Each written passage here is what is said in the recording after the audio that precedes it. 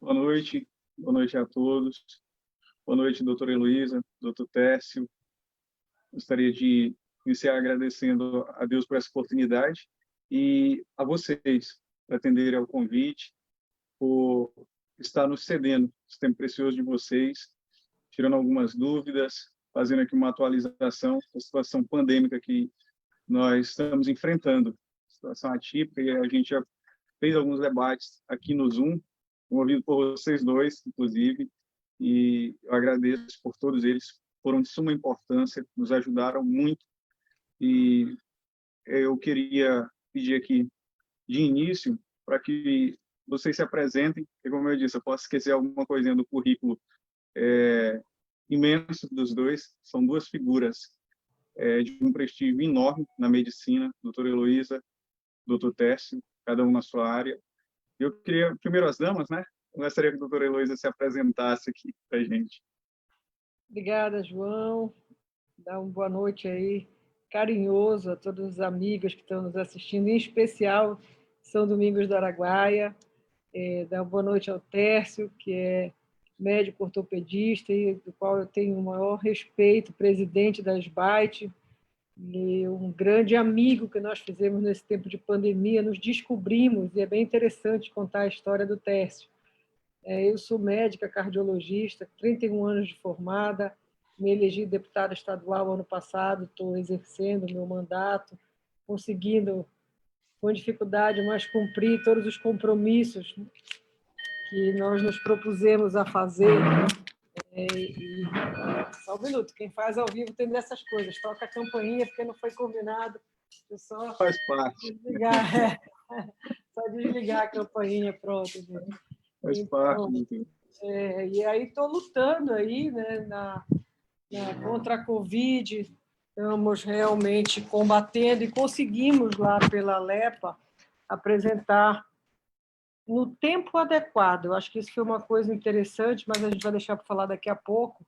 Só para concluir minha apresentação, queria contar a história de como eu conheci o Tércio. Eu participo de um grupo de WhatsApp, que são os colegas da turma de 89, os formados na medicina da UFPA. E um dos colegas, o Ronaldo Rego, vendo a situação que o Pará passou, no final de março, início de abril, quando nós tivemos aqui na região metropolitana casos muito graves de Covid, uma quantidade muito grande, ele me falou no Zap: Heloísa, tem um colega que é médico, que é o doutor Tércio, que é presidente da SBAIT, que gostaria de ajudar no que for possível o estado do Pará. E aí começou o nosso contato, e de lá para cá o Tércio tem sido mais do que presidente da SBAIT.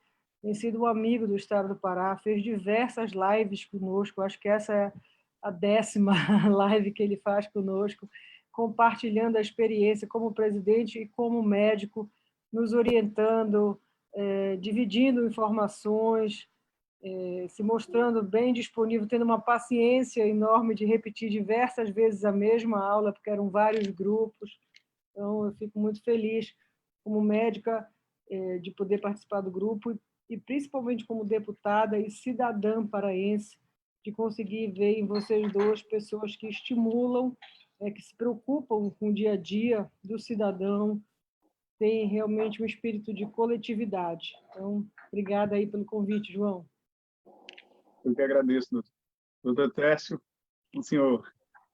Boa noite, João, boa noite, doutora Heloísa. É uma honra participar desse evento aqui. Então, com duas pessoas que, apesar da distância, nós nunca nos encontramos pessoalmente, mas eu já posso falar que são dois amigos, né? Porque conheci, a doutora Heloísa já falou sobre a abordagem inicial, o contato inicial que nós tivemos, né? Às custas da Sociedade Brasileira de Atendimento Integrado ao Traumatizado, a qual eu estou presidindo, né? Então, nós lidamos com trauma, nós lidamos na urgência, no pronto-socorro, né? O tempo todo com pacientes traumatizados e sempre com as urgências chegando, né? E todas as urgências chegando. E a SBAIT tem uma preocupação muito grande com a proteção dos profissionais de saúde que atendem esses pacientes. né, e preocupando com a segurança de todos e com o melhor tratamento para os pacientes, né, de urgência. Apesar de não ser um paciente de trauma, é um paciente de urgência que a Spite está sempre bastante interessada. E a partir daí, a doutora Luísa abriu um canal enorme para nós, uma oportunidade enorme de nós, de alguma maneira, fazermos uma interação com as pessoas do estado do Pará. A gente tem um carinho enorme por esse estado, né? Tem vários amigos, grandes amigos, o Ronaldo é um deles, mas tem vários amigos, né? E uma das médicas muito atuantes, a doutora Thaís, atuando em Belém, ela, uma cirurgiã também, ela deu o primeiro relato sobre as dificuldades que estavam surgindo no estado, onde a televisão não mostrava isso, a imprensa não mostrava, bem antes, e a partir daí a gente conseguiu estreitar uma conversa e, de alguma maneira, trocar as experiências, né?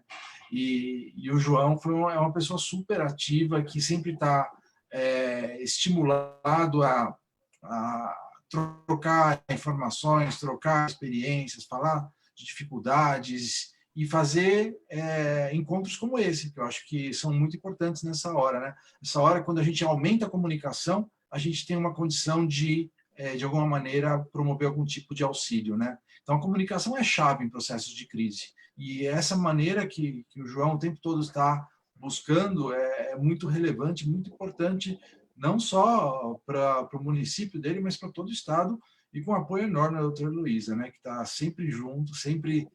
se eu falei várias vezes, todas as vezes estava presente também, né? Então, assim, realmente eu muito feliz em estar aqui hoje. Doutor, eu gostaria de agradecer, sim, porque é verdadeira, doutora Heloísa.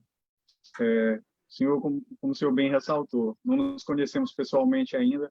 Vejo a hora desse negócio passar, a gente poder rever os amigos e ver os amigos que a gente fez nesse período com o senhor e podermos compartilhar da mesma alegria, né? Termos superado esse momento de crise. Não tem sido fácil. Doutor, para a gente iniciar essa noite, eu queria que o senhor iniciasse com a gente falando um pouquinho em que ponto estamos, onde já estamos na ideia do pico, como está a situação do vírus hoje, o que se tem percebido sobre o comportamento dele no Brasil. Logo após, a doutora Luísa Fácil mesmo, a estado de Pará, como ela tem acompanhado mais de perto, na nossa capital, que já teve um período bem crítico, e pelo que a gente tem percebido aqui no interior, tem baixado um pouquinho mais, que façamos essa breve análise. Tá, então, acho que eu gostaria de começar, eu gostaria de compartilhar uma tela, eu tenho feito alguns gráficos para mostrar como anda a doença, e eu acho que isso pode, de alguma maneira, auxiliar ao entendimento, né? Vou compartilhar uma tela do gráfico que nós temos, né? Então, aqui nós conseguimos, deixa eu colocar uma tela cheia aqui, nós conseguimos ver a situação em 4 países, né? Desde o começo da pandemia, eu tenho feito esse acompanhamento com gráficos para mostrar situações diferentes, né? E a linha vermelha é a Coreia do Sul, onde acaba sendo um exemplo de como essa doença foi tratada. A linha amarela mostra a Itália, né, que teve uma situação extremamente crítica, que todos nós acompanhamos, e que teve uma evolução assim, bem tranquila depois disso. A linha azul é o Brasil e a linha verde os Estados Unidos. Então, esse primeiro gráfico de cima à esquerda, nós conseguimos ver a linha verde dos Estados Unidos subindo, subindo, subindo, e agora subindo mais ainda, né, subindo muito essa linha, né, mostrando que o número de casos tem aumentado de uma maneira significativa. E logo embaixo, a linha azul mostrando o Brasil, né, que na mesma época da doença, lá por volta do dia 135, o número de casos muito parecido com o que estava nos Estados Unidos. Uma linha ascendente de casos também, com 2 fenômenos muito parecidos, que a doença ela se estabeleceu em alguns lugares, esses lugares ficaram sobrecarregados e a partir daí ela diminuiu nesses lugares. E as pessoas acharam que a doença tinha ido embora. E, de repente, ela ressurge em outros, né? No Brasil, nós podemos citar São Paulo, Rio de Janeiro, o estado do Pará, o estado do Amazonas, estado do Ceará, como exemplos onde isso aconteceu. Foram estados onde, inicialmente, a doença chegou de uma maneira muito forte, né? E aí ela começou a diminuir. E alguns estados, eu conversava com colegas meus do Paraná, Rio Grande do Sul, Minas Gerais, falando, não, a situação aqui está tranquila, eu acho que não vai ter problemas aqui. Assim como eu conversava com amigos da Flórida, nos Estados Unidos, da Califórnia, onde eles falavam, não, a situação aqui está tranquila, as coisas começaram a diminuir, as praias estão sendo abertas. E, de repente, explodiu os casos lá. Né? Então, esse é um fenômeno muito, assim, muito particular. Essa doença é muito particular. A gente aprende com ela todos os dias. Ninguém sabe tudo sobre ela. Então, todos os dias nós vamos aprendendo. E a impressão que me dá, entendendo isso que está acontecendo, principalmente nos dois países que estão muito parecidos, Brasil e Estados Unidos, é que enquanto as pessoas não tiverem contato com a doença, com o vírus, assim, a situação ela vai ser sempre de risco, né? E a partir do momento onde as pessoas têm o contato com o vírus, esse contato é tão intenso, tão grande, que faz com que muita gente acabe ficando imunizada já, né? Do próprio contato, e acaba organizando e regulando a doença naquele local. Por exemplo, a cidade de São Paulo foi uma cidade onde primeiro a doença explodiu. E a partir daí, o contato foi tão intenso, tanta gente teve a doença, que as coisas depois começaram a estabilizar. Fizeram teste de jogadores de futebol essa semana, os jogadores do Corinthians, a maioria deles tiveram contato com a doença e nem sabiam disso. Isso dá uma ideia da população geral, né? O que acontece com a população geral. Então, esse gráfico ele mostra isso. Embaixo, o número de mortes. Nos Estados Unidos, apesar de ter crescido bastante o número de casos, o número de mortes está diminuindo proporcionalmente, né? Ou seja, talvez eles estão fazendo mais diagnósticos agora, porque estão testando mais gente, e o tratamento da doença também parece que está mais padronizado. Toda vez que a gente trata essa doença em lugares de crise, como mostrou a Itália, Nova York, onde você não tem hospital para todo mundo, a mortalidade é muito alta. E quando você consegue deixar a situação mais estável, a mortalidade diminui. A gente consegue ver também a linha amarela da Itália no número de mortes, esse gráfico à esquerda embaixo ainda, está estável, ou seja, muito pouca gente morrendo na Itália hoje, assim como da Coreia do Sul, que é uma reta também estável. O gráfico de cima à direita mostra o número de casos novos. Né? No Brasil, a gente está vendo ali azul, uma estabilidade, né? É um platô, né? Uma oscilação pequena que existe, mas dentro de um platô, mostrando que está tendo uma queda em alguns lugares, mas está aumentando em outros. Né? O interior do Brasil, Mato Grosso do Sul, uma situação também difícil, né? Mostrando que a doença está caminhando, e isso não deixa o número de casos diminuir. Ao passo que nos Estados Unidos, essa caminhada foi mais forte, porque o número de casos novos aumentou de uma situação muito importante, muito significativa. Né? Isso tem dado um impacto muito grande em todo o país. E o número de mortes nos Estados Unidos mostra que o número de mortes nas últimas 24 horas, esse gráfico à direita embaixo, o número de mortes em 24 horas, mesmo subindo, os números têm diminuído, né? Até de uma estabilidade. E o Brasil estabilizou o número de mortes, né? Não tem aumentado, né? Mas é um número assim ainda bastante elevado, mostrando que o contato com a doença vai persistir mais um tempo e vai precisar as pessoas terem contato com a doença para isso começar a reduzir. Né? Deixa eu só parar o compartilhamento. E a situação atual que a gente tem é essa, né? Então, a cidade de São Paulo melhorou bastante, né? Assim, a gente não está livre da doença, mas ela melhorou bastante. E uma coisa que tem funcionado, na minha opinião, é o uso de máscaras, né? O uso de máscaras realmente contribui bastante para um controle da doença, né? Porque a principal assim, transmissão é respiratória. Te falei bastante, deixa a doutora Heloísa falar. Doutor, muito contribui bastante, muito significativo para a gente essa experiência, principalmente dos gráficos. Então agora, doutora, está com a senhora um pouquinho sobre a situação do nosso estado aqui, né?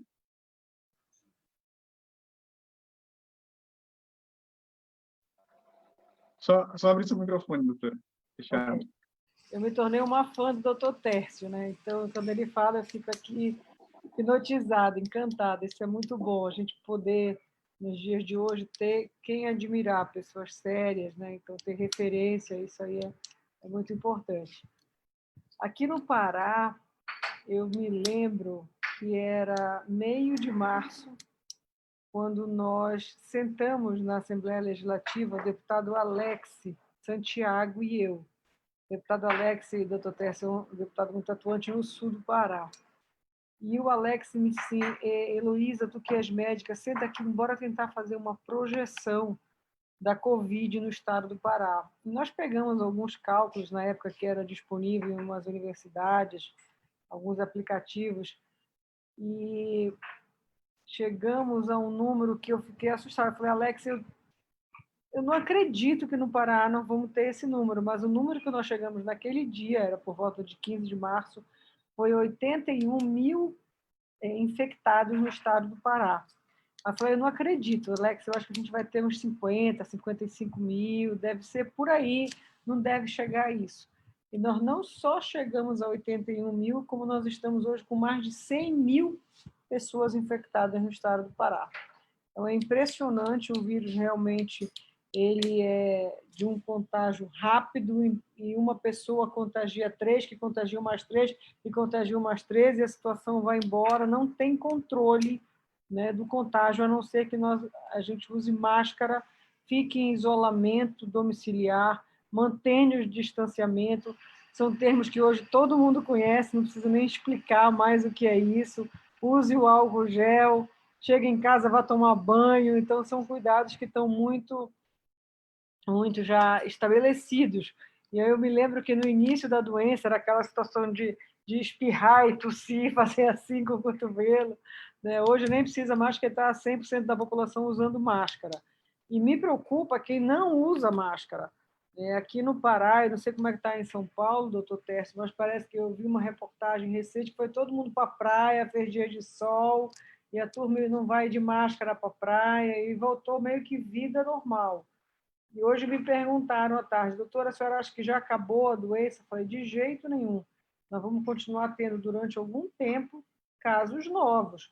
Hoje eu fiquei sabendo de 2 médicas que apareceram com sintomas, né, e já estão com a doença mesmo, apareceram recente, tem 2, 3 dias. E todo dia a gente vai saber que tem gente ainda se infectando. Talvez, certamente aqui no Pará, nós já atingimos o platô, já estamos na curva bem descendente, saímos da zona vermelha para a zona laranja, para a zona amarela, e agora estamos na zona branca, em algumas regiões. Não dá para dizer que o estado inteiro está na zona branca. Nós sabemos que ainda o sul do Pará, o oeste do Pará, aí eu vou dizer nomes, tá? Redenção, Altamira, Itaituba, ainda estão em momentos bem delicados, né? Santarém recentemente passou por um momento delicado, como nós aqui na região metropolitana passamos por um momento horrível, final de março, início de abril, foi realmente desesperador, assim, o termo da gente ver as UPAs sobrecarregadas, os hospitais fechados, a população na rua procurando. Então, depois que começou com medicação precoce, a policlínica itinerante foi importante para dar esse suporte, tomografias, né, que também identificavam mais rápido, e aí a gente conseguiu, o governo do estado botou uma tomografia móvel para aqueles casos de maior suspeita. Então, isso tudo alterou o calendário nosso. Alguns municípios, foi bem interessante, alguns municípios do interior do estado conseguiram, de maneira muito efetiva, se preparar para a pandemia, depois que viram a situação toda que passou aqui na região metropolitana. Então, conseguiram comprar medicamento, conseguiram comprar teste rápido, conseguiram contratar equipes médicas, equipes de profissionais de saúde, fazer barreira, fazer lockdown. Então, foi muito bom. Eu estive semana passada, passei 6 dias entre Bragança e Capanema, e foi a minha primeira viagem. Eu não tinha também conseguido sair daqui da região metropolitana, porque estava atuando como cardiologista, como médica, entrando no covidão, como o pessoal falava, na UTI do Covid, né, acompanhando paciente, acompanhando familiares meus. Meu cunhado ficou 66 dias entubado. uma luta grande, mas ele foi para casa. Terça-feira passada ele foi para casa e agora está recuperando em casa. Mas enquanto a gente realmente não tiver, o Dr. Tess falou agora, da imunidade de rebanho, né? A maioria da população passando pelo contágio com o vírus, a gente vai continuar tendo todos esses cuidados. Eu, Heloísa, sou uma que quero usar máscara, tomar todos os cuidados até setembro. A gente tira a máscara porque está em casa, está sozinha. E eu já tive também, no dia 12 de maio, eu fui abençoada pelo Covid. Passei um dia um pouco mais delicada, mas tratei em casa. Os outros 3 dias foram bem leves os sintomas. Tomei medicamento precocemente. Fiz uma coisa que eu acho que é importante a gente ressaltar sempre, que me parece fazer uma grande diferença, que é hidratação generosa. Então, eu sabia que eu estava com Covid, eu tinha visto evolução no hospital de muitos pacientes, e aqueles que chegavam desidratados, eles evoluíam também de uma forma diferente. Então, é forçar a hidratação. Água, suco, laranjada, limonada, bem diluída, para poder tomar bastante o dia inteiro, 2, 3 litros por dia, para não deixar ficar desidratado. Então, esses são cuidados ainda que a gente tem que observar. E eu queria perguntar, doutor Tércio, qual é a sua opinião pessoal sobre uma possível segunda onda?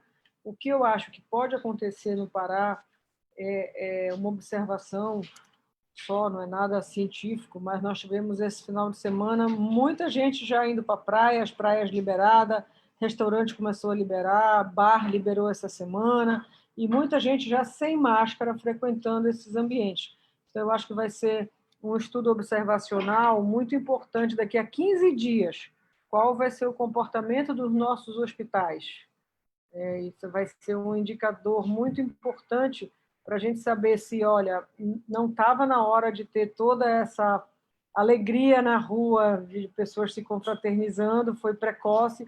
E me parece que nos Estados Unidos ocorreu isso, as pessoas voltaram à vida normal e agora está voltando a ter lockdown lá, entendeu? Porque foi muita gente voltando para os hospitais, muitos casos novos. Então, eu realmente estou aguardando o que vai acontecer nos próximos 15 dias.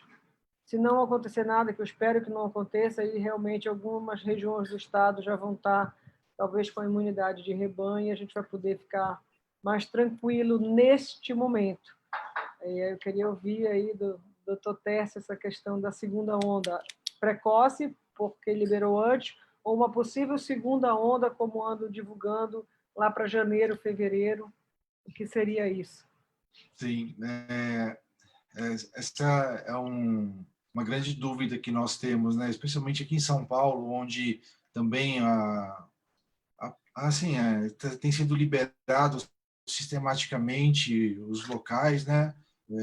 Restaurantes estão sendo abertos, as academias estão abrindo, então a gente fica preocupado com o que possa acontecer, né? Porque foi muito impactante aqui o número de casos, nós tivemos uma sobrecarga muito grande em todo o sistema de saúde, e o sistema ainda está dando apoio para regiões ao redor, como Campinas, que fica a 1 hora de São Paulo de carro.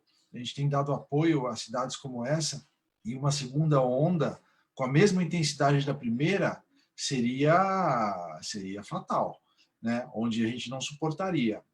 A gente espera muito, torce muito para que esse aspecto com relação à imunidade seja real. E a gente espera muito também que as pessoas tenham um pouco de medo para sair, fazer suas atividades. Obviamente, a gente entende que aqui em São Paulo são 4 meses onde está tudo bastante paralisado. 4 meses, a gente não está acostumado com isso, não é do ser humano viver dessa maneira, né? Nós acostumamos a viver em sociedade. São Paulo é uma cidade muito assim ativa, as pessoas estão sempre próximas em eventos, em reuniões, assim, a parte social muito forte, né? Então a gente se preocupa muito.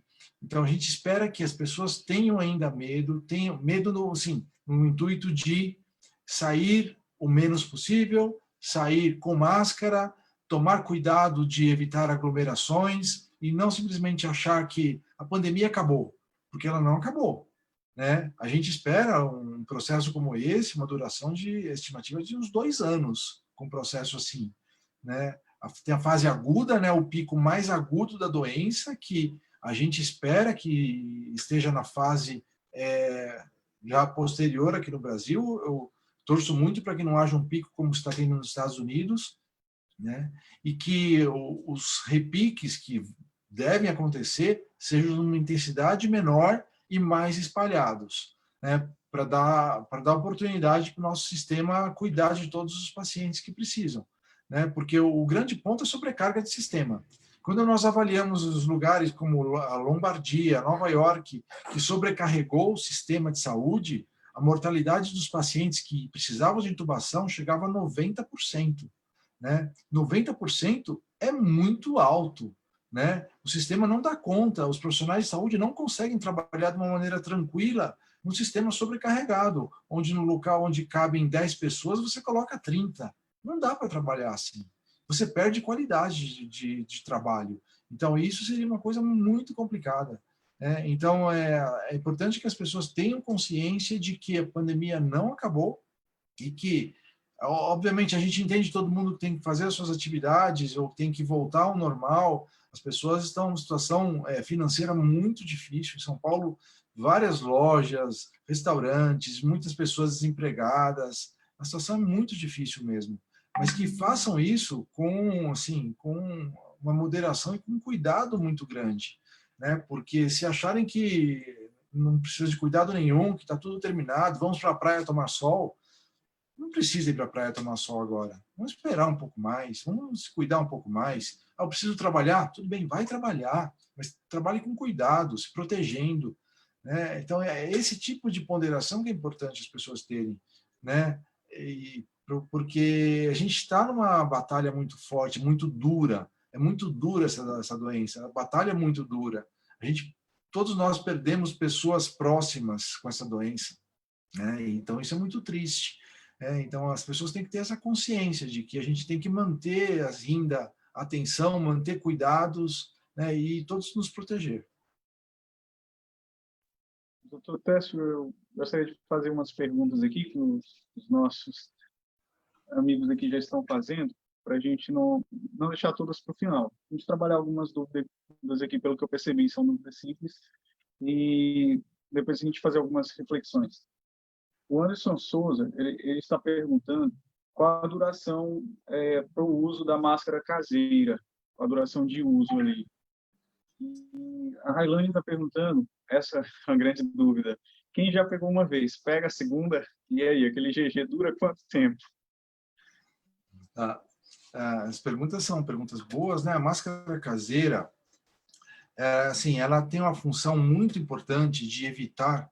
Quando você usa a máscara caseira, você está protegendo a outra pessoa, né? Você protege de uma maneira pequena você e protege mais a outra pessoa de você, porque às vezes pode não saber se você está contaminado ou não, né? Então, o ideal seriam as máscaras que tenham 2 ou até 3 camadas, né? Porque isso evita mais ainda a passagem de micro-organismos, né? E de alguma maneira protege mais. A máscara cirúrgica comum, que a gente usa habitualmente no centro cirúrgico, ela tem uma duração aproximada de 3 horas. Né? A partir daí, a gente recomenda que se troque. Né? O uso contínuo da máscara, o que acontece? Ele fica umedecida pela própria fala, né? Pela saliva, né? E quando ela fica umedecida, ela acaba perdendo a sua proteção. Né? Isso diminui a proteção que existe pela máscara. Então, depende muito do uso. Então, o que a gente recomenda, se você usa a máscara por poucos períodos, ela pode durar para a sua jornada no dia, né? Se você fica mais em casa, aí sai, volta, um período curto, ela pode durar durante a sua jornada toda. Né? E a partir daí, ela já pode, de alguma maneira, ter perdido parte do seu efeito.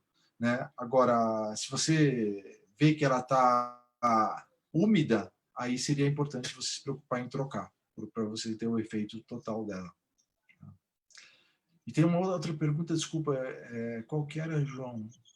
Quem já pegou uma vez, pega Ah, tá. novamente? Tá, tem um estudo recente que foi lançado que a imunidade ela diminui em 3 meses, né? Em 3 meses a pessoa que pegou a doença, ela já pode estar sem imunidade. É um estudo, tá? A gente não sabe se isso é real, a gente torce bastante para que não seja. A impressão que eu tenho, é que a imunidade é mais duradoura do que isso. Porque a gente não vê as pessoas tendo recidiva do processo, né? A doença aqui em São Paulo, ela chegou no final de fevereiro, né? E a gente não escuta falar da pessoa que teve uma vez e depois teve outra vez. Já teria dado esse tempo de imunidade, né? Então, a gente não tem certeza, mas a gente torce muito para que ela, de alguma maneira, dure, né? Porque isso seria impactante até para uma vacina, né? Então, você faz uma vacina que ela dura por pouco tempo, né? E aí, como que faz depois? Então, e você baseando no que a gente conhece sobre as outras doenças, né? Sobre a imunidade de outras doenças, ela costuma ser mais realmente persistente. Esperamos que é isso que esteja acontecendo. Eu vou fazer só mais duas perguntas que os nossos amigos aqui estão fazendo e a gente parte para as reflexões, depois a gente responde mais algumas. A Márcia está falando com a mãe dela de 90 anos, mas isso foi em dezembro do ano passado. Sentiu dores intensas no peito, ela levou Marajó, a doutora conhece bem, né? Marajó, nossa aqui do Pará. Ela fez um raio-x de tórax e acusou os 2 pulmões comprometidos, indicando pneumonia. Ela está perguntando, será que foi Covid? Dezembro de 2019. E a Deusilene está perguntando se para fazer caminhada ao ar livre tem que usar ou não a máscara. As perguntas boas. Então, provavelmente a senhora não teve pneumonia por Covid, deve ser um outro tipo de pneumonia. Nós não temos registro de que a doença estava aqui o ano passado. A estimativa dessa doença ela chegou aqui entre 25 e 26 de fevereiro, o primeiro caso foi registrado. Pode ser que tenha acontecido um pouco mais cedo, mas sem o registro ainda. Agora, em dezembro é muito tempo, né? Então, assim, eu realmente duvido que tenha sido Covid. Tá? E outra pergunta, me concentro em uma. Não, tá ótimo, doutor. A outra pergunta é da Deusilene, querendo saber se para fazer caminhada ao ar livre precisa usar máscara. Tá.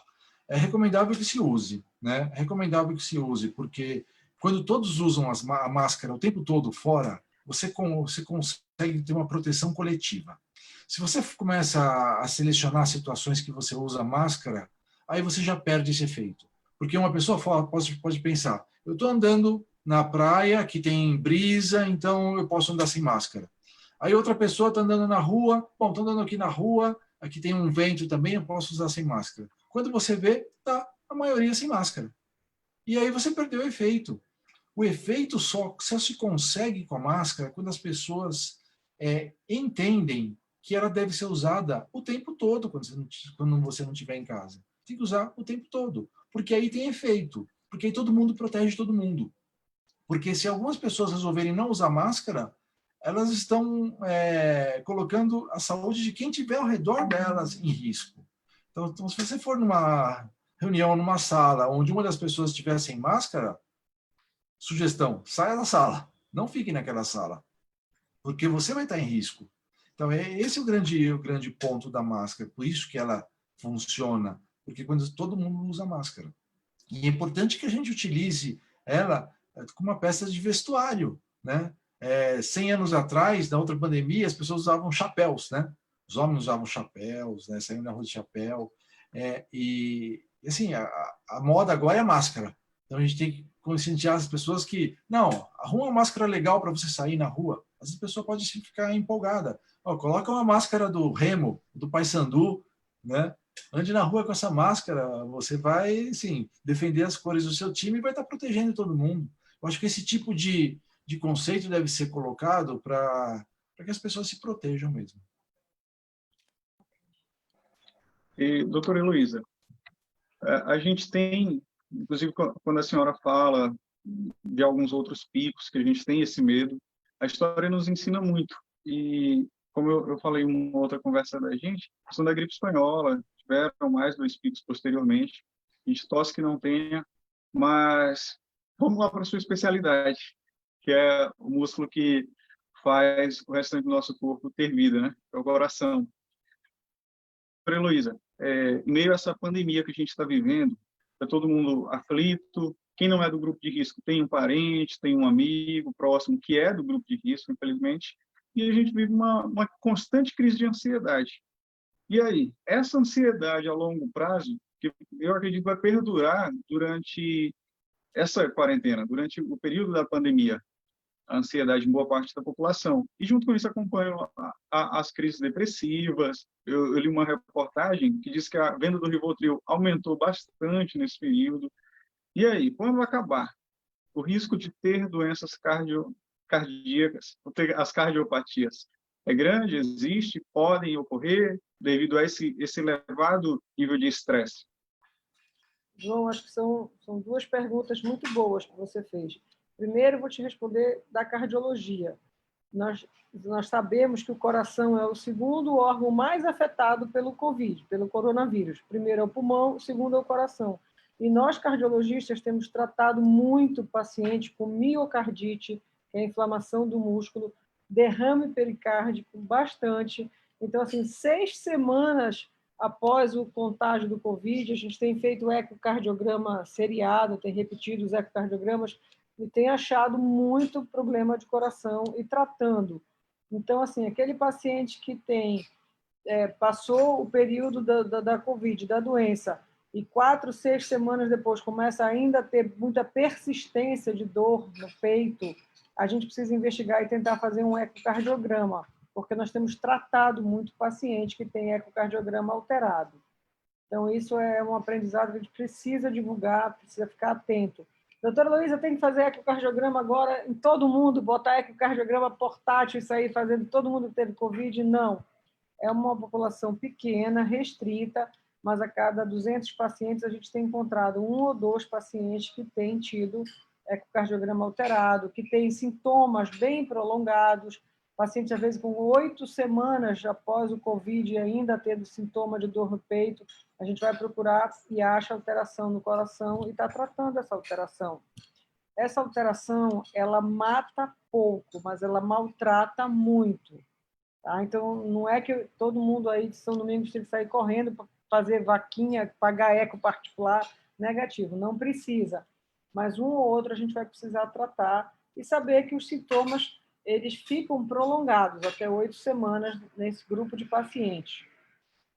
Eu apresentei uma lei que a gente está lutando para aprovar e até tivemos apoio agora importantíssimo do Sindicato dos Médicos, que é uma lei sobre indenização.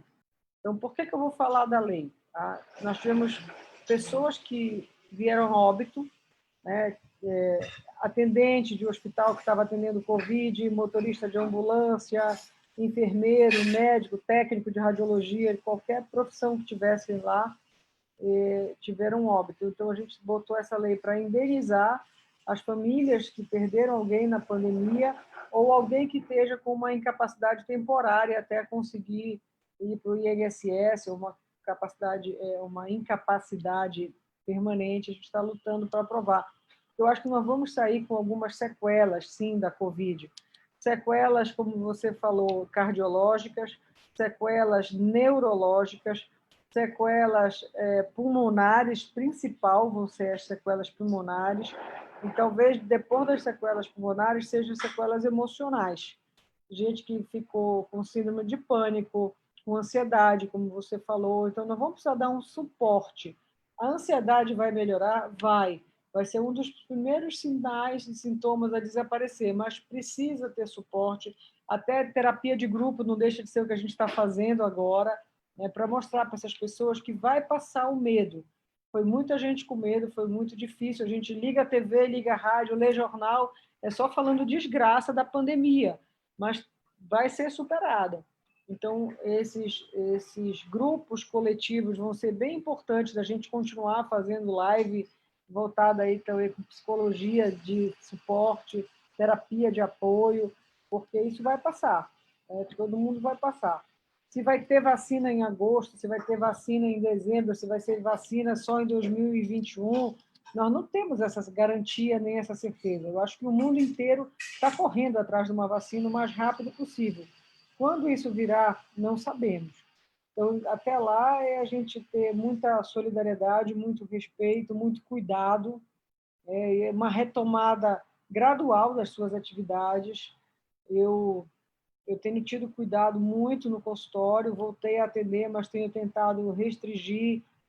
Mesmo no SUS, a gente tem conseguido atender todo mundo com hora marcada para evitar aglomeração, distribuir a turma na sala de espera, entendeu? Usar todo mundo 100%. Eu ausculto os pacientes, boto o estetoscópio, chego perto, mas uso máscara.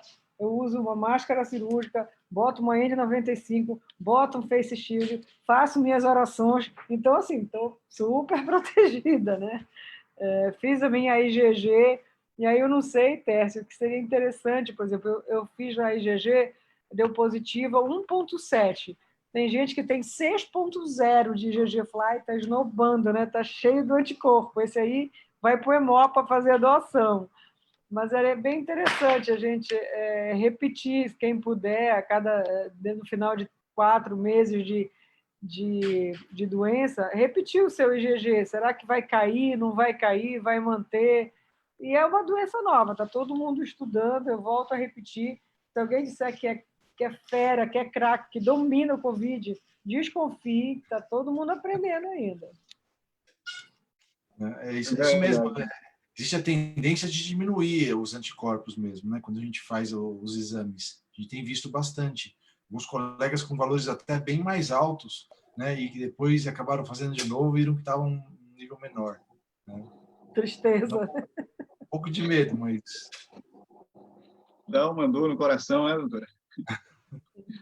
Dá uma dor no coração. Vou fazer mais umas perguntas aqui dos nossos colegas e a gente segue no discurso. O Dani Borges, ele está perguntando se quem contraiu Covid tem alguma restrição alimentar, seja por um determinado tempo ou não.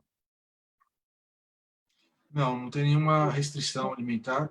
Sempre alguém que tem alguma doença, né, que está convalescendo, a gente sempre pede para evitar ingerir bebidas alcoólicas, comidas mais pesadas, uma dieta mais leve, como a doutora Luísa falou, hidratação é super importante, né? Mas, assim, não existe uma restrição, né? A Graça Cantão, ela está fazendo uma pergunta, bem interessante, principalmente para a gente aqui no interior do Pará. A gente tem percebido muito isso. Ela está perguntando se os remédios caseiros podem amenizar o efeito do vírus, se há algo comprovado nesse sentido. A gente sempre tem, assim, solicitações, né, sobre medicamentos naturais, né? Comprovação não existe, né? Não existe nenhuma. Eu não sei falar se isso faz efeito ou não, né? Então, sendo uma substância natural, um chá, assim, a gente acredita que mal não vai fazer, né? Hidratando é importante, né? Então, agora não existe comprovação nenhuma de nenhum medicamento natural que possa, de alguma maneira, ajudar. Ótimo. Doutor, vou me manifestar aqui, rapidamente, aqui, vontade, doutora. antes da Vontade. próxima. Se você for, Tess, quando você vier a Belém, vou te levar no mercado do ver-o-peso. Então, ali a gente tem as nossas ervas e tem os remédios caseiros que são muito famosos aqui no Pará. E aí nós temos duas grandes substâncias, que é copaíba e andiroba, que elas têm poder comprovado anti-inflamatório.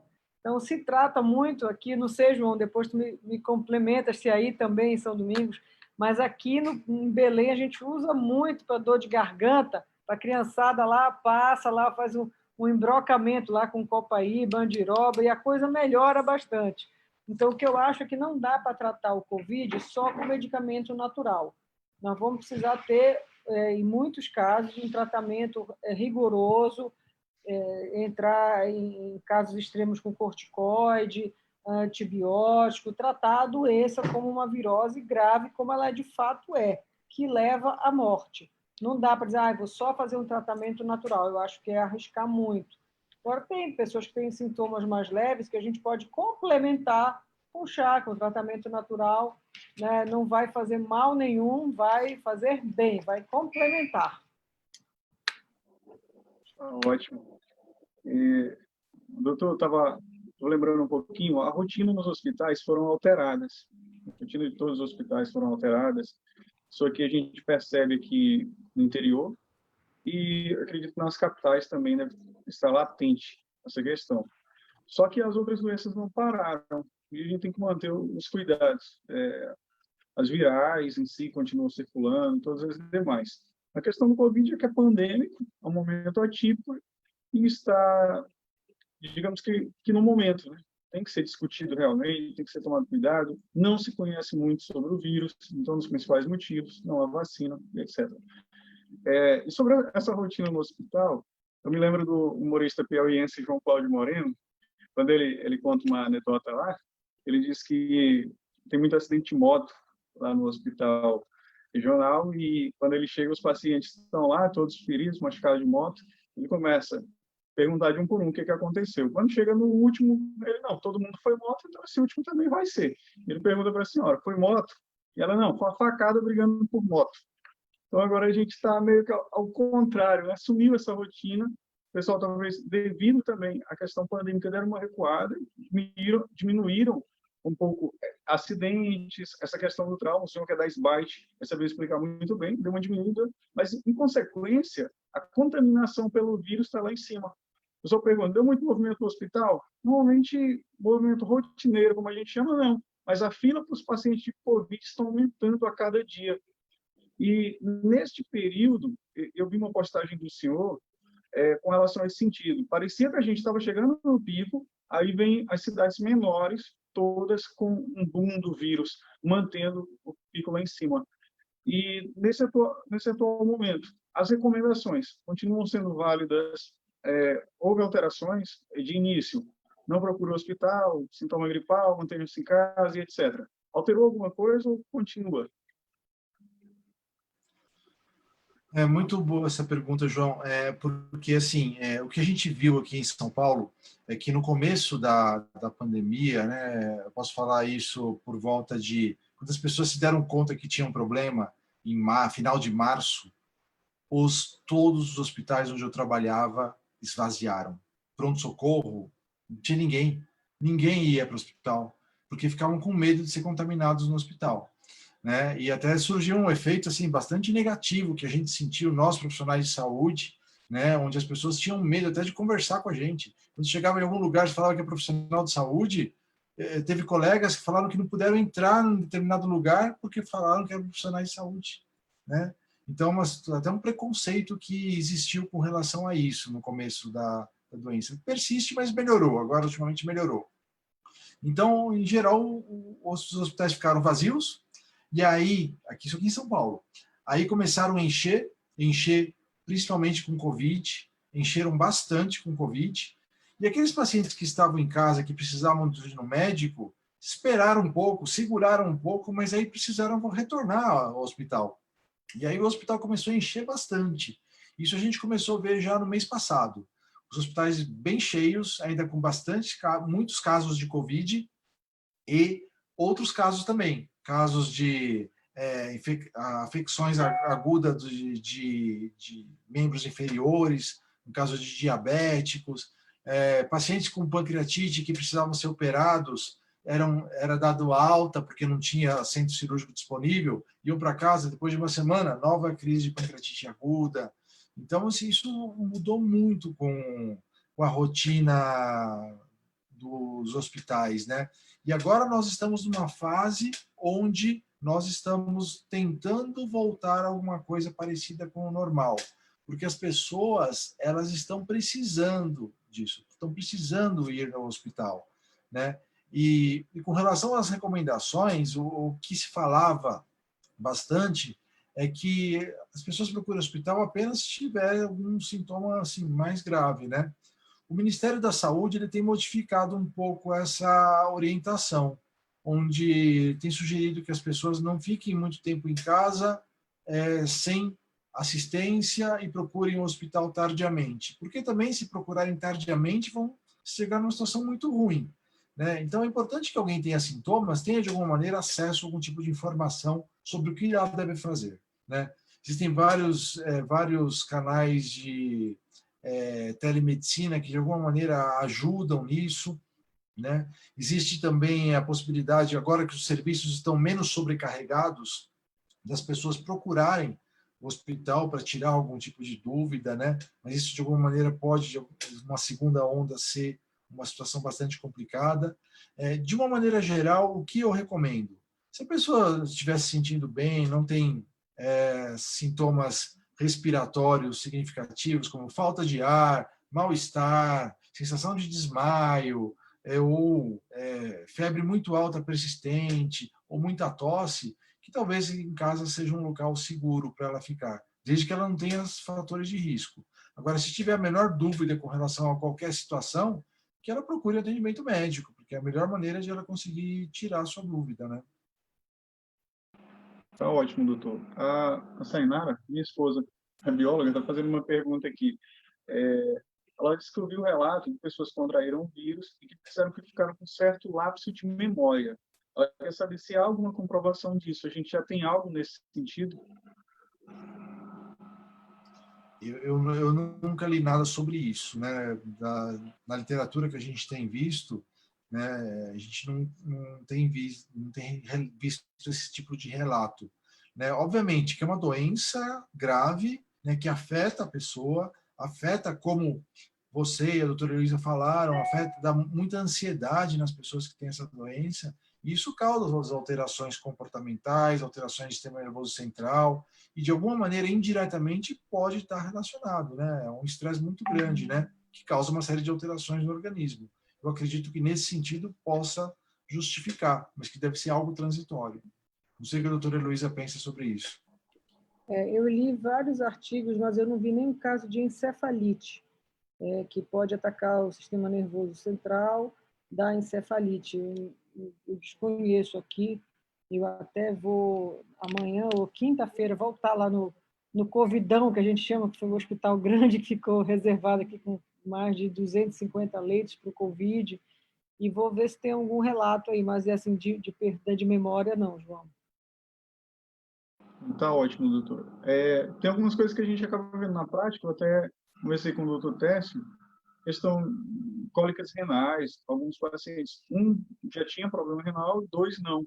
E eu achei interessante, até comentei com o senhor pelo Zap, o senhor lembra, que estavam reclamando de cólicas renais após o Covid, ficaram por um período. Mas aí tem aquela série de fatores que a gente tem que analisar, né? Um bom tempo de repouso, indivíduo só em casa, sentado, deitado, né? Questão, essas ponderações, né? Na verdade. Sim, às vezes até fatores de hidratação também pode ter influenciado, né? E para a gente encaminhar, doutores, sobre as medicações, o que os senhores têm a dizer? Esse é um terreno minado porque causa muita discussão em relação ao tratamento da Covid, né? A gente tem procurado atualização e conversar com colegas de fora de uma maneira bastante frequente, né? E o que a gente tem, alguns remédios realmente têm mostrado benefício. O que mostra benefício, realmente tem mostrado o corticoide no paciente grave na UTI, tem mostrado sinais muito positivos, tanto que todos os protocolos do mundo estão adotando isso, né? O uso de corticoides, né? O uso de anticoagulantes, pacientes internados também, isso tem mostrado bastante eficácia, né? Pronar o paciente, que é virar ele ao contrário, né? Quando ele está entubado, para oxigenar toda a parte do pulmão, tem mostrado uma grande eficácia. Tem um antirretroviral, Remdesivir, que tem mostrado também efeitos positivos em termos de recuperação mais rápida do paciente. Não conseguiu comprovar uma redução de mortalidade, mas alguns lugares têm iniciado esse tipo de tratamento. E é o que nós temos hoje, né? Muita gente aqui em São Paulo, muita gente tem utilizado os chamados kits para COVID, que inclui hidroxicloroquina, ivermectina, zinco, azitromicina e a combinação entre eles, né, nas formas leves ou para evitar a contaminação. Tem alguns estudos que abordaram isso e não mostraram resultados positivos na utilização desses remédios. Tá? O que eu tenho para falar sobre isso? Se você tiver essa doença, o que você deve fazer? Eu acho que você deve seguir o que o seu médico prescrever. Né? Se o seu médico prescrever esse tipo de tratamento, utilize o tratamento que o seu médico prescrever. Né? Quem prescreve esse tipo de tratamento deve ter uma base para prescrever. A gente não tem comprovação forte científica, mas se o médico acreditar que isso vai fazer bem, ou se você achar que realmente você precisaria tomar isso, é melhor tomar. Porque se você não tomar e se você piorar, você fala, poxa, por que eu não tomei, agora eu piorei, é por causa disso. Então, é uma situação, sim, delicada de decisão. Eu tenho a minha decisão, porque se eu tiver Covid, eu não vou tomar esse kit ou esse tipo de remédio, porque eu, sinceramente, eu não acredito. Mas tem vários colegas meus, médicos, que tomaram, né? Tomaram e melhoraram. A gente não sabe se ele melhorou por causa do kit ou independente do kit. Então, eu respeito quem toma, eu respeito quem prescreve, eu não tomo, mas eu respeito, porque a gente não tem comprovação. Quando não tem comprovação, a gente tem falha de estudos mostrando benefício. Corticoide, por exemplo. Estudos fortes mostraram benefício, então deve ser usado, está comprovado. Anticoagulação, está comprovado que deve ser utilizado. Estudos fortes mostrando isso. Hidroxicloroquina, não tem estudo que mostra. Posso falar que não funciona? Não, não posso falar que não funciona. Posso falar que não tem estudos fortes, e aí, assim, o médico decide, a pessoa, em conjunto com a pessoa, porque isso ficou bem, saiu do nível médico, né, e as pessoas têm acesso a esse tipo de informação, escutam uma pessoa falar uma coisa, outra pessoa falar outra, e de alguma maneira podem decidir junto com o médico qual o melhor caminho a seguir. Né? Então, eu acho que a situação é aberta, não tem nada definido, né, e cada um acho que tem possibilidade de discutir com o seu médico, que é importante discutir com o médico. Né? Eu não sugiro ninguém ir nas farmácias comprar remédio por conta própria, porque isso pode fazer mal, e faz. Converse com o médico, e o médico vai decidir junto com o paciente o melhor tratamento. É o que eu penso. E a senhora, doutora Heloísa, o que pensa a respeito? Nós vivemos aqui uma situação onde nós usamos muito, em larga escala, o kit COVID, como disse o Dr. Tércio, né? E realmente eu acho que tem uma combinação de fatores. Primeiro, o Tércio ele é da geração que a gente chama de medicina baseada em evidência. Eu sou de uma geração anterior, que nós realmente... Eu peguei a transição ali nos anos 80 da medicina baseada em evidência, nós respeitamos muito, acreditamos muito, mas tem também uma questão do acompanhamento clínico. E os ensaios clínicos que mostram que tanto a ivermectina como a hidroxicloroquina, em laboratório, baixa a carga viral, diminui a carga viral quando faz estudo. Por analogia, a gente acha que no ser humano também pode baixar a carga viral. Nós tivemos aqui momentos bem desesperadores, momentos onde o colapso da saúde a saúde entrou em colapso, o sistema de funerário entrou em colapso, então de você ter que alugar caminhões frigoríficos para guardar corpos e fazer mutirão, então foi assim na questão do IML, foram momentos muito difíceis e que quando você começou a atender em larga escala e o paciente chegava lá com 2, 3 sintomas, você entrava com medicação precoce, com o kit COVID e os pacientes começavam a melhorar. Ou era pela questão do tempo de virose, ou era a questão do remédio fazendo efeito, só o tempo vai nos mostrar. Então, os grandes estudos vão poder comprovar que sim ou que não. Então, na dúvida, foi decretado aqui no estado do Pará, foi uma instrução normativa que foi dada pela Secretaria de Estado, que cada médico, como disse o doutor Tércio, tivesse a liberdade de prescrição. Vai ser kit COVID para todo mundo? Não, vai ser individualizado. Mas muitos médicos tiveram a opção, e o que nós pedimos enquanto parlamentar? Que os médicos do SUS tivessem a opção de ter o remédio a prescrever ou não. mas que tivesse abastecido na farmácia de todos os hospitais, de todos os municípios, que a gente pudesse ter, e a gente lutou muito juntos, né, João Antônio? Você como vereador, eu como deputada, para que tivesse o medicamento e o médico usasse a combinação que quisesse, como quisesse, como o Tércio falou agora, mas que fez a diferença a gente entrar principalmente com o medicamento precocemente, com o tratamento precoce. E depois foi explicado tudo, que tem a fase inicial, tem a fase inflamatória, tem a fase que já complica, que precisa ir para o hospital, que é mais difícil de reverter. Então, acho que a informação correu de que era importante tratar no início, tanto para o médico entender isso, como para o paciente para procurar precocemente ajuda. Então, se você tem 2 ou 3 sintomas sugestivos da COVID, já procura rápido o teu atendimento. Então, isso melhorou muito. Agora, a resposta final vai vir com o passar dos anos, com o estudo melhor do vírus, com as evidências melhores. Não tem como a gente dizer quem está certo, quem está errado.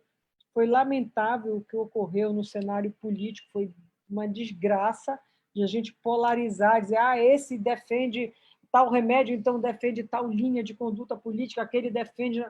Isso aí foi muito ruim, nós vivemos isso no Brasil, mas lembrar que a Itália usou a hidroxicloroquina, os Estados Unidos usou a hidroxicloroquina, o mundo muito usou isso.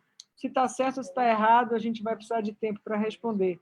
O importante é que estamos superando, né? Estamos superando, e aí é interessante ver o monitoramento. O Dr. Tércio faz parte de um comitê que é do Ministério da Saúde, e aí, doutor Tércio, seria muito interessante depois a gente ver o monitoramento desses estados ou municípios ou regiões que estão tendo o pico agora, diferente de São Paulo e Pará, que foram logo um dos primeiros. O que eles estão fazendo de diferente, ou eles estão realmente passando, parece que eles estão passando o que nós passamos, então essa medicação precocemente ou veio tardiamente, a liberação do medicamento, são muitas questões que nós não temos ainda respostas definitivas. Então, é isso. Exatamente, eu concordo absolutamente com o que a senhora falou.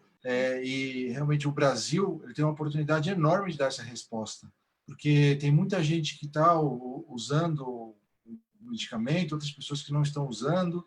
Então, nós sabemos de alguns estudos que estão em curso aqui no Brasil. A Sociedade Brasileira de Infectologia está liderando alguns estudos, tem muita gente muito séria participando disso, para que a gente consiga ter uma resposta. É importante ter uma resposta, né? Do que aconteceu no nosso país. O nosso país ele está dando essa oportunidade. Infelizmente está dando, porque se tivesse poucos casos, a gente não teria a possibilidade de ter um estudo grande.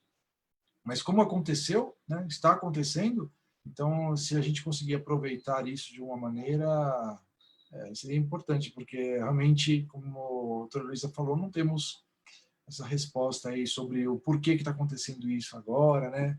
Alguns estados estavam tranquilos, achavam que nunca ia chegar a doença lá, ou ia chegar bem fraquinho, né? Eu também achava. Eu falava para meus colegas do sul do país, olha, parabéns para vocês, que vocês têm feito aí, a doença não chegou. A gente esperava que a doença chegasse no sul e que não chegasse no norte, que o vírus fosse cozinhado, né, pelo calor do norte do país, né, e no frio seria um problema sério, né, porque parecia a Itália, e não, como começou o contrário, né, e o pessoal do sul falou, não, o vírus não vai chegar aqui, está tranquilo, a situação está estável, e de repente encheu. É um mistério, essa doença é misteriosa. É verdade. Infelizmente, a gente vive uma situação bem complexa. Para a gente finalizar, eu queria apenas pedir a vocês fugir um pouquinho aí da medicina e fazer uma breve reflexão até filosófica.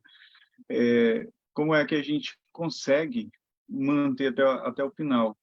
Eu tenho dito, doutor Luiz, doutor Técio, que o fator religioso ajuda muito a nossa religião nesse momento, orarmos, quem reza, reza, vamos nos unir. Essa questão da briga política que a doutora Luísa falou, eu também concordo plenamente.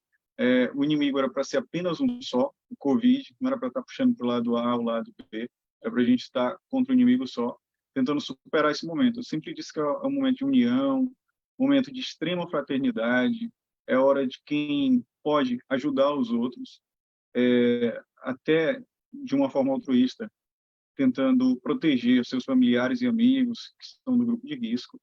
Mas, é claro, não dá para deixar de viver. E aí eu lembro da célebre frase de Mário Quintana, quando ele diz: uma hora pronto me acabo. Morreu o que me importa. O diabo é deixar de viver. E nisso aí, como é que a gente faz para não deixar de viver nesse cenário que estamos? Doutor Tess, doutora Heloísa, suas considerações. Doutora Heloísa. João, eu acho que a pandemia ela serviu para muitas reflexões. E uma delas foi a gente valorizar a família.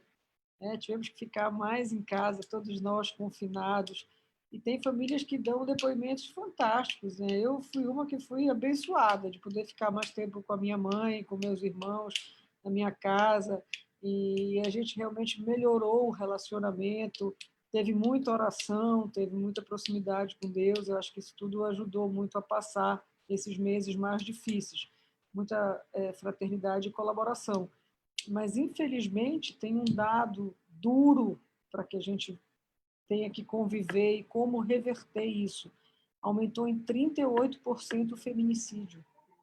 Entendeu? Então, assim, quem tinha práticas já horrendas, né, de chegar no domingo, beber uma bebida alcoólica, descompensar e chegar em casa e bater na mulher, ficou cada vez mais intolerante porque não podia sair de casa. Então, uma questão, o bife não ficou pronto hoje, e aí já descontava na mulher. Entendeu? Então, assim, são situações que nós também vamos ter que encarar, né? E ir para cima e mudar a lei, fazer a lei vigorar, porque não pode mais, essa questão da intolerância vai ser uma situação que vai precisar muito ser combatida e ser conversada, ser discutida. Então, eu acho que dependendo de que ótica que você olha, de como você lado que pode ter, tem gente que vai ter depoimentos benéficos e pessoas que simplesmente enlouqueceram trancadas em casa. Então, acho que serve muito de aprendizado, de reflexão, de revisão de conceito de vida. Eu acho que são situações que a gente vai ter por um bom tempo ainda para refletir da virose. Obrigada.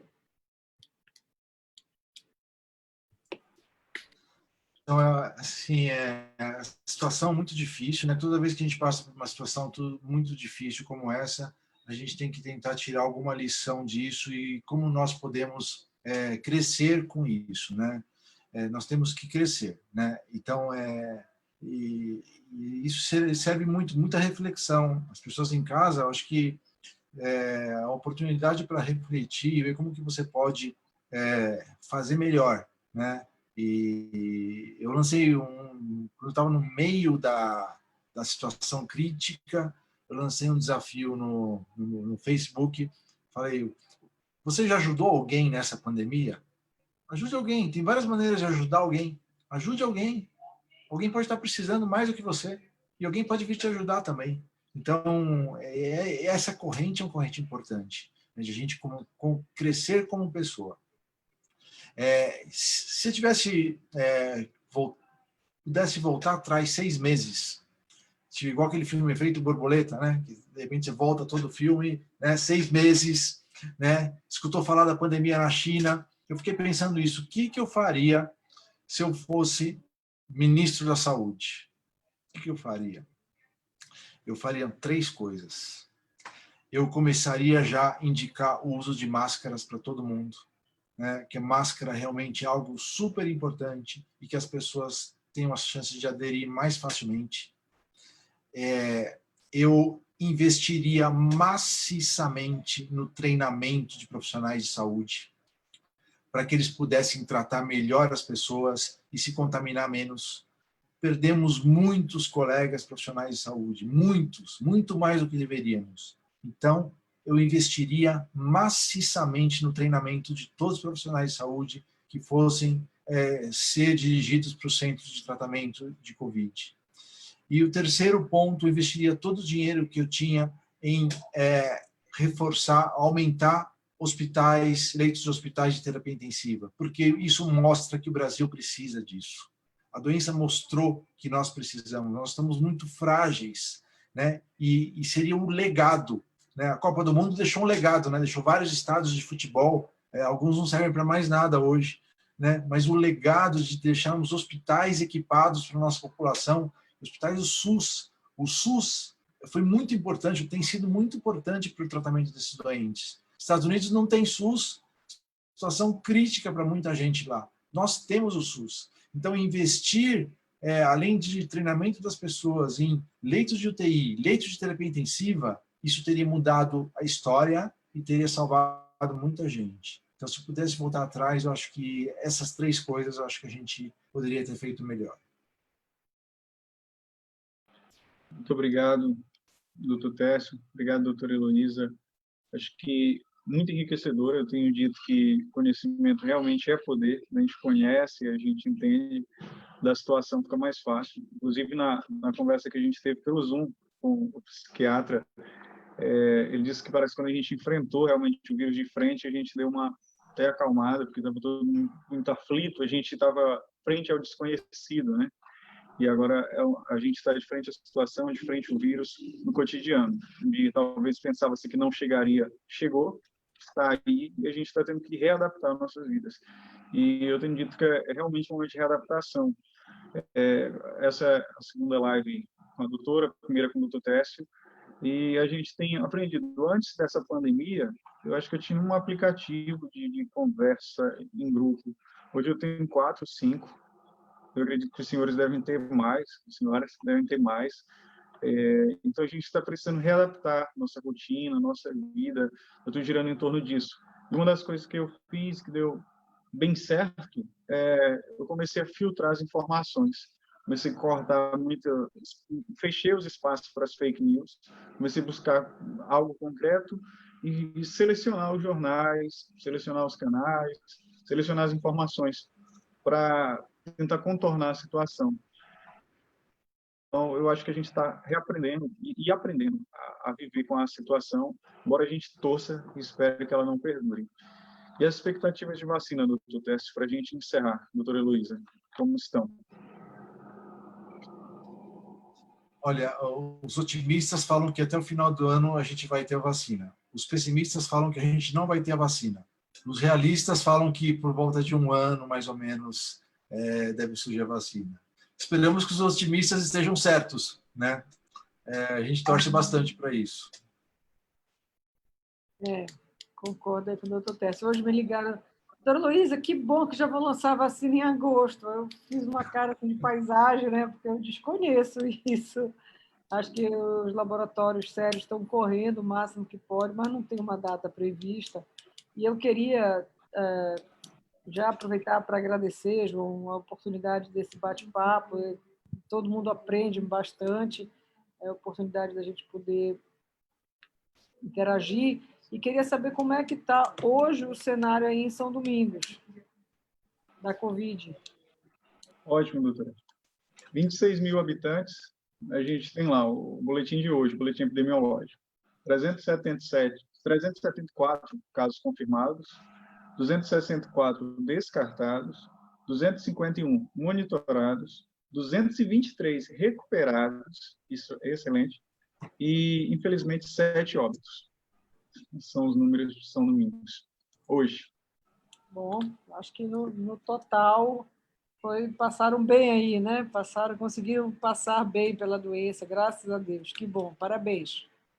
Graças a Deus. A gente tem percebido aquilo que eu acho que tem se percebido no geral, doutora, que é muita gente já deixando de usar a máscara, descuidando do álcool em gel, da higienização das mãos, né, que é algo bem latente nesse momento. A gente tem percebido esse descuido, acho pela proximidade do vírus, talvez, não sei, mas a gente tem percebido isso. E a gente torce muito para que isso não venha a contribuir com uma próxima onda, como bem ressaltou a senhora e reforçou o doutor Técio. Eu gostaria muito, de coração, realmente agradecer a senhora, agradecer ao doutor Técio, que expuseram no tempo de vocês para a gente ter esse bate-papo, que eu acredito que vai contribuir muito. Tem bastante pessoas aqui comentando, agradecendo, e eu acredito que vai contribuir bastante. Queria reforçar a célebre expressão de Jesus Cristo quando diz: amai-vos uns aos outros, que a gente possa amar mais, que a gente nessa crise possa aprender mais, nos adaptarmos mais e nos ajudarmos mais. Fazer isso que vocês estão fazendo, ajudar o próximo. Muito obrigado, doutora. Muito obrigado, doutor. Obrigado. Tchau, João. Até a Tchau, próxima. gente. Até mais. Até lá. Saúde Obrigado a a todos. todos que participaram. Fiquem todos com Deus. Uma boa noite. Boa noite.